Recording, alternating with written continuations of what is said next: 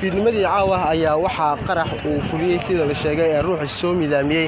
uu ka dhacay maqaaxi ku taala wadada airportka ee ka timaada isgoyska kilometer 4 ee magaalada muqdisho ee caasimadda dalka Soomaaliya. warar dheeraad ah ayaa ka soo baxaya qarax khasaaraha ka dhashay qaraxaasi. waxaa la tilmaamay in khasaaraha dhimasho uu sii cagcageynayo ilaa iyo 7 ruux halka dhaawacuna uu gaarsiisan yahay ilaa iyo 10 ruux. khasaaro intaas oo ka badnaan karaa khasaaraha hadda aan hayno waxa inoo xaqiijiyay qaar ka mid ah saraakiisha caafimaadka. sidoo kale waxaa goobta ku sugnaa sida la sheegay ajaanib u dhalatay waddanka Talyaaniga inkastoo aan la sheegin in wararkaasi in weerarkaasi uu ka soo gaaray khasaare ama dhimasho ama dhaawac.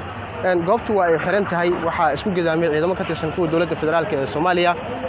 gaadiidka ambalaaska ayaa waxa ay iyagu daabulayeen golkii qaraxa uu dhacay dhaawacyada dadkii ku dhaawacmay qaraxii ka dhacay maqaayad lagu iibiyo jalaatada oo lagu magacaabo Dafino. sidaad u jeedaanba goobta waxaa ku sugan ciidamo aad u fara badan oo ka tirsan kuwa dowladda federaalka ee Soomaaliya kuwaasi oo si aad u xaqiijinaya ammaanka goobta ay wax ka dhaceen.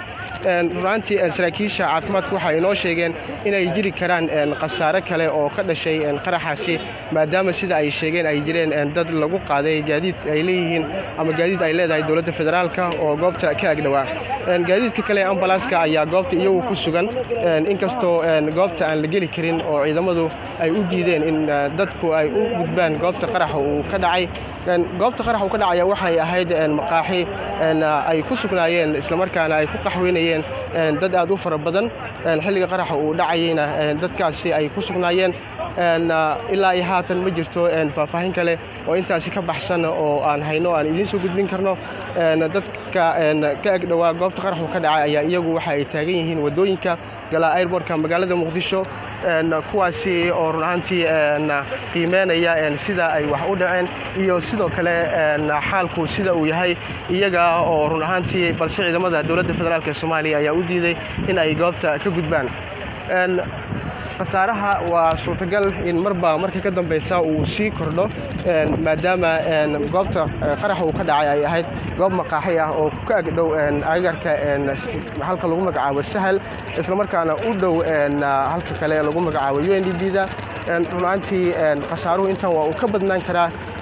inkastoo ilaa haatan aysan jirin saraakiisha ciidamada dowladda oo iyagu faahfaahin ka bixinaya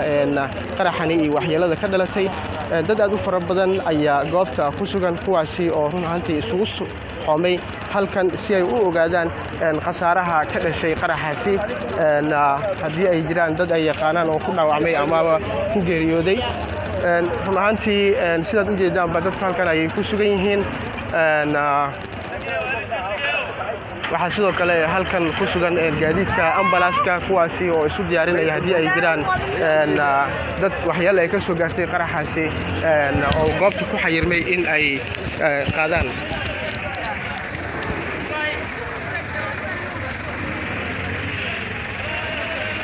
hagaag weli warbaahinta ayaa taagan afaafka hore goobta ay shaqadu ka dhacday. weli cid si rasmi ah xaqiijin karto khasaaraha goobtan ma jirto. warbaahinta ayaa loo diidan yahay inay gudaha u galaan goobta. inta la xaqiijiyay 6 ayaa ku dhimatay qofood oo maqaayada ku jirtay.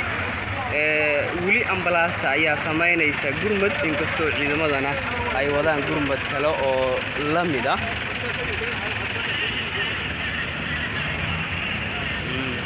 ambalaasta ayaa taagan.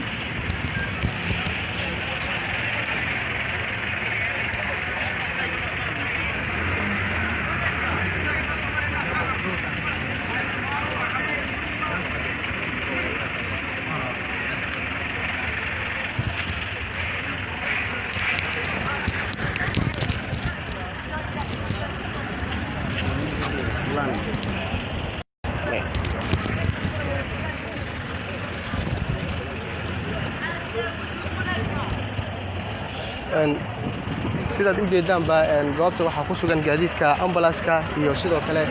gaadiidka dagaalka oo ay wataan ciidamada dowladda federaalk ee Soomaaliya kuwaasi oo soo gaaray goobta qaraxa uu ka dhacay inkastoo si rasmi ah aan loo xaqiijin karin khasaaraha rasmiga ah ee ka dhashay qaraxani la tilmaamay inuu ahaa mid ismidaamin ah haddana wararka hordhaca waxa ay sheegayaan in khasaaruhu uu gaarsiisan yahay ilaa 7 ruux oo dhaawac ah iyo 10 ruux oo dhimasho ah daqiiqadaha soo socda ama saacadaha soo socda way soo tari karaan khasaaraha ka dhashay qaraxaasi ama xogaha ku saabsan khasaaraha ka dhashay qaraxaasi balse waxaa laga warsugayaa saraakiisha ciidamada dowladda iyo sidoo kale mas'uuliyiinta dowladda sida ay uga falceliyaan ama ay uga hadlaan qaraxani iyo sidoo kale khasaaraha ka dhashay runtii qaraxani waxa uu qayb ka yahay qaraxyo muddooyinkii ugu dambeeyay ka dhacay magaalada Muqdisho ee caasimadda dalka Soomaaliya goobta uu ka dhacay waxa ay tahay goob si aad ah loo adkeeyo ammaankeeda waayo maqaayadu waxa ay ku taalaa marka laga gudbo marka laga yimaado kilomitir 4 oo loo sii socdo dhanka airportka magaalada Muqdisho waxaa jira checkpointi ka horeeya oo ay adag tahay in dadku ay isgudbaan halkaas markii aad ka gudubto oo aad socoto ayaa maqaayadu ay ku taalaa waa goob si aad ammaankeeda loo adkeeyo maadaama wadadan ay tahay wado muhiim u ah isu socodka dadka iyo gaadiidka aadaya digida diyaaradaha magaalada Muqdisho ee caasimadda dalka Soomaaliya ruuxantii dadku waxay isweydiinayaan sida ay ku suurta gashay in qarax xoogiisa intaas uu la egyahay uu ka dhaco maqaaxi ku taala wado si aad ah ammaankeeda loo adkeeyo isla markaana looga taxadaro ruuxantii mas'uuliyiinta dowladda gaar ahaan taliska booliiska waa ay ka hadli doonaan qaraxan balse ilaa haatan ma jiro mas'uul kale oo ka tirsan dowladda federaalka oo faahfaahin warbaahinta ka siiyey sida halkaasi ay wax uga dhaceen iyo weliba khasaaraha ka dhashay ruuxantii dad aad u fara badan ayaa goobta soo buux dhaafinaya kuwaasi oo ruuxantii doonaya in ay wax ka ogaadaan qaraxani haddii uu yahay qarax saameyn ku yeeshay dad iyagu ay yaqaanaan sidoo kale waxaa goobta ku xaniban gaadiid ay leedahay dowladda federaalka ee Soomaaliya oo ruuxantii aan isleenahay waxa wada mas'uuliyiin ah oo loo diiday in ay goobta u gudbaan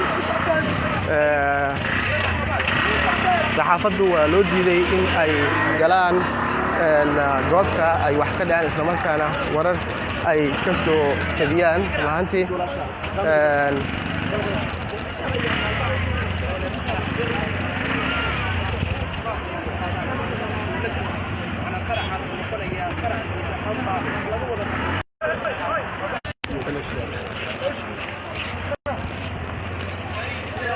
ciidamada ammaanka ayaa celinaya gaadiida uu ku buufsan yahay calaamadda booliska in uu meesha u gudbo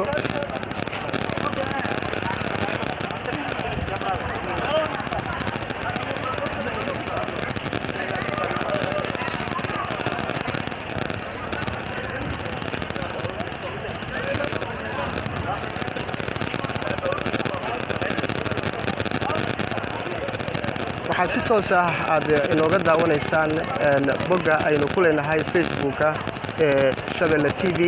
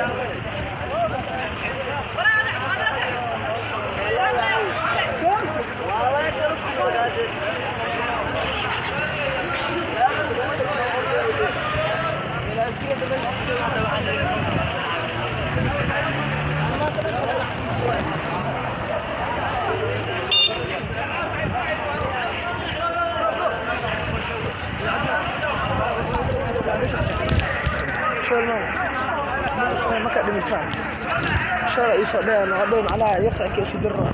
أو شيء من الجودة هذا متو بيتا ولا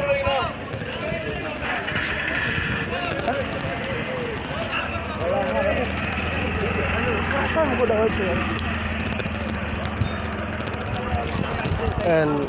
waxaa ila jooga haatan mid ka mid dadkii ku sugnaa goobta qaraxa uu ka dhacay markii qaraxa uu dhacayna joogay walaal waxaad ka warbixisaa wixii halkan ka dhacay bal faahfaahin naga sii walaal si warag noo soo gaareen aniga oo joogay aniga oo maqaayadda ka soo baxay oo dhinaca soo rabo